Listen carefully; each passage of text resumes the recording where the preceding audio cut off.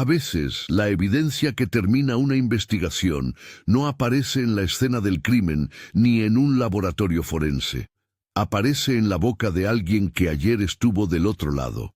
La traición entre criminales, por miedo, por supervivencia, por un acuerdo, ha desarticulado organizaciones, llevado a la condena de líderes y, en ocasiones, puesto fin a cadenas de violencia que parecían imbatibles.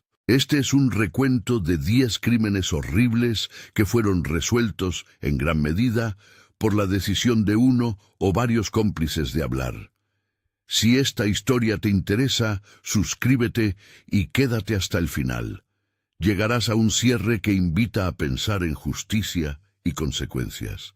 Caso 1. John Gotti y Salvatore Gravano. En Nueva York, durante las décadas de 1980 y principios de los 90, John Gotti ascendió como jefe visible de la familia Gambino. Su imagen pública y su capacidad para eludir condenas le valieron el apodo mediático de Teflon Don. La fiscalía contaba con grabaciones y sospechas, pero faltaban testimonios que conectaran a Gotti con órdenes específicas de asesinato. El punto de quiebre llegó cuando Salvatore, Sammy the Bull, Gravano, su underboss y ejecutor de confianza, decidió cooperar con el gobierno. Motivado por la presión legal y el temor a una sentencia larga, y pese al costo moral de traicionar a su jefe, Gravano acordó testificar. Su decisión, conocida en la jerga como flip, cuando un acusado cambia de bando a cambio de beneficios, complementó las escuchas telefónicas y las pruebas que ya poseía el FBI. Las declaraciones de Gravano fueron decisivas en el juicio de 1992. Gotti fue condenado por asesinato y otros cargos y recibió cadena perpetua. La traición interna terminó con la impunidad que lo había protegido durante años. Para las familias de las víctimas, la condena trajo un cierre parcial. Para el sistema, el caso mostró el peso que puede tener el testimonio de un cómplice. Caso 2. Operation Family Secrets. Frank Calabrese Sr. y su familia. En Chicago, crímenes sin resolver de las décadas de 1970 y 1980 permanecieron en silencio durante años, amparados por la cultura de la mafia y el temor a represalias. Frank Calabrese Sr. fue identificado como figura clave en una serie de homicidios vinculados al crimen organizado. La investigación conocida como Operation Family Secrets tomó impulso cuando varios miembros de la propia familia y asociados comenzaron a colaborar. Frank Calabrese Jr. y Nick Calabrese, entre otros, aportaron información y en algunos episodios se registró el uso de micrófonos ocultos. El término wearing a wire se refiere a un cómplice grabando conversaciones para la fiscalía. La motivación fue compleja: supervivencia en prisión, negociación de penas y, en algunos casos, ruptura de la lealtad familiar. La suma de confesiones, grabaciones y otras pruebas permitió llevar a juicio a los implicados. Frank Sr. fue condenado a cadena perpetua. El caso evidenció que incluso los lazos de sangre pueden romperse cuando pesa la presión legal, pero también abrió debates sobre la ética de recompensar a cómplices a cambio de su testimonio. Para las víctimas y sus familias fue la oportunidad de que antiguos casos recibieran respuesta judicial. Caso 3. Henry Hill, Jimmy Burke y Paul Barrio. La historia que inspiró la película Goodfellas tuvo, en la realidad, un momento decisivo por la traición de uno de sus protagonistas. Henry Hill era un asociado de la familia Lucchese vinculado a extorsión, tráfico y violencia. Tras su arresto por drogas, la posibilidad de ser eliminado por sus antiguos aliados y la amenaza de largas penas impulsaron su decisión de cooperar con las autoridades. Él aceptó declararse culpable por ciertos cargos y colaborar con investigaciones contra figuras como Jimmy Burke y Paul Barrio. Su testimonio, combinado con otras pruebas, permitió desentrañar redes de actividades ilegales y lograr condenas que antes parecían inalcanzables. Este es un ejemplo claro de la motivación de supervivencia. Cuando el costo de la lealtad supera el de traicionar, algunos optan por el segundo camino. El resultado judicial incluyó condenas para varios miembros de la organización. Henry Hill, a su vez, entró en programas de protección de testigos. El caso plantea preguntas sobre la moralidad de dar beneficios a confesos delincuentes para llegar a los responsables mayores. Y recuerda que detrás de la imagen glamorosa que Hollywood a veces proyecta, hay víctimas que pagaron con su vida. Caso 4. Whitey Bulger y la Winter Hill Gang. James Whitey Bulger fue durante décadas una figura polémica, líder de la Winter Hill Gang en Boston, con una red de violencia y, según investigaciones, protección de algunos agentes del orden. Su capacidad para evadir a la justicia se sostuvo en parte por un entramado de corrupción y silencio. La caída de Bulger no se produjo por una sola prueba forense, sino por la decisión de exintegrantes y asociados de hablar. Hombres como John Martorano y Kevin Weeks ofrecieron testimonios y, en algunos casos, grabaciones que documentaban acciones antes ocultas. Estas declaraciones permitieron a la Fiscalía reconstruir patrones criminales y la participación directa de Bulger en múltiples delitos. Detenido en 2011 y condenado en 2013 por cargos que incluían asesinatos, Bulger murió en prisión años después. La cooperación de antiguos cómplices fue esencial para desmontar la fachada de impunidad que lo protegía. El caso también sacó a la luz la dolorosa relación entre crimen organizado y corrupción institucional, con consecuencias largas para la confianza pública. Caso 5. Snowtown, John Bunting y James Blasakis. En Australia, un conjunto de asesinatos y enterramientos clandestinos conmocionó a la sociedad. John Bunting emergió como el presunto líder de lo que se conocería como los crímenes de Snowtown, una serie de hechos que dejaron a una comunidad intentando comprender cómo se produjo tanto daño. La investigación avanzó cuando algunos participantes, entre ellos James Blasakis, a veces referido por un apellido que varía en fuentes públicas, comenzaron a cooperar. Blasakis proporcionó detalles que solo alguien cercano a los hechos podría conocer, ayudando a ubicar víctimas y a trazar la cadena de mando que conducía a Bunting. El testimonio de este cómplice y la evidencia que brindó condujeron a arrestos y condenas. Blasakis recibió una reducción de pena a cambio de su cooperación, un arreglo que ilustra el dilema habitual. Para desmantelar una red criminal, el Estado a menudo negocia con quienes participaron en ella. Para las familias afectadas, la colaboración fue una vía para encontrar restos y respuestas, aunque no borró el dolor del pasado. Caso 6. Green River, Gary Ridgway y el atípico aporte de Ted Bundy. El caso del Green River Killer, que aterrorizó el estado de Washington por años, se caracterizó por la frustración inicial de los investigadores ante la ausencia de pistas claras. Gary Ridgway era un sospechoso en una larga serie de homicidios de mujeres, y la investigación demoró en encontrar pruebas concluyentes que lo vincularan. En este caso, la noción de traición aparece de forma atípica.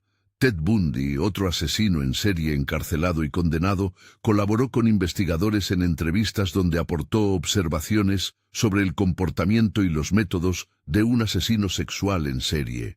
Estas aportaciones no fueron una confesión de culpabilidad ni una traición tradicional, pero sí un tipo de auxilio desde la cárcel que ayudó a los perfiles policiales. La pieza definitiva, sin embargo, fue la evidencia genética. Con el avance del ADN, las muestras recogidas en la escena se compararon y permitieron la captura y eventual confesión de Ridgway, quien aceptó su responsabilidad por decenas de muertes. La historia demuestra que en ocasiones la información proviene de lugares inesperados. La voz de otro criminal, una confesión negociada o una nueva tecnología forense. Caso 7. Shelley Baggio. Testimonios carcelarios y controversia. El asesinato de Shelley Baggio, ocurrido en 1985, se transformó en un caso marcado por la dependencia de testimonios de reclusos y por décadas de procedimientos legales complejos. Con pocas pruebas físicas contundentes inicialmente, la Fiscalía recurrió a declaraciones de internos que afirmaron conocer detalles del crimen. Algunos de esos testigos, según registros del proceso, ofrecieron testimonios que llevaron a acusaciones y condenas. Sin embargo, con el paso del tiempo, surgieron dudas sobre la fiabilidad de esos relatos, la posibilidad de incentivos para testificar y la existencia de contradicciones entre confesiones. Este caso es un recordatorio de los límites de depender exclusivamente de testimonios de cárcel. Pueden resolver procesos, pero también abrir la puerta a errores judiciales. La experiencia de Baggio puso en discusión prácticas de obtención de pruebas y la necesidad de estándares más estrictos para evaluar declaraciones obtenidas en entornos penitenciarios. En algunos tramos del expediente, la veracidad de ciertos testimonios permanece disputada. Caso 8. Paul Bernardo y Karla Homolka. En Ontario, Canadá, a finales de los años 80 y principios de los 90, una pareja cometió una serie de delitos que horrorizó a la opinión pública. Paul Bernardo fue vinculado a agresiones y asesinatos, y su compañera, Karla Homolka, participó en varios de los hechos. Homolka aceptó un acuerdo de culpabilidad a cambio de cooperar con la Fiscalía. Entregó material probatorio y declaraciones que facilitaron la persecución de Bernardo. Su cooperación y el hecho de que parte de la evidencia surgiera de su propia colaboración fue determinante para construir el caso en contra de él. Bernardo fue condenado y sentenciado a prisión de por vida. Homolka cumplió un periodo menor de encarcelamiento a raíz del acuerdo, lo que generó un debate público intenso sobre la proporcionalidad de las penas y la ética de los pactos con cómplices. El caso mostró el precio de la cooperación. Por un lado, la posibilidad de identificar a un perpetrador grave. Por otro, la controversia por la sensación de impunidad parcial que quedaron en la percepción de las víctimas y la sociedad. Caso 9. Hillside Strangler. Kenneth Bianchi y Angelo Buono Jr. A finales de los años 70, Los Ángeles vivió una ola de secuestros y asesinatos perpetrados por dos primos que se hacían pasar por agentes para ganarse la confianza de las víctimas. Kenneth Bianchi y Angelo Buono Jr. sembraron terror por su modus operandi y por la extensión de sus crímenes. Tras el arresto de Bianchi, su declaración señaló la participación de Buono como cómplice en varios hechos.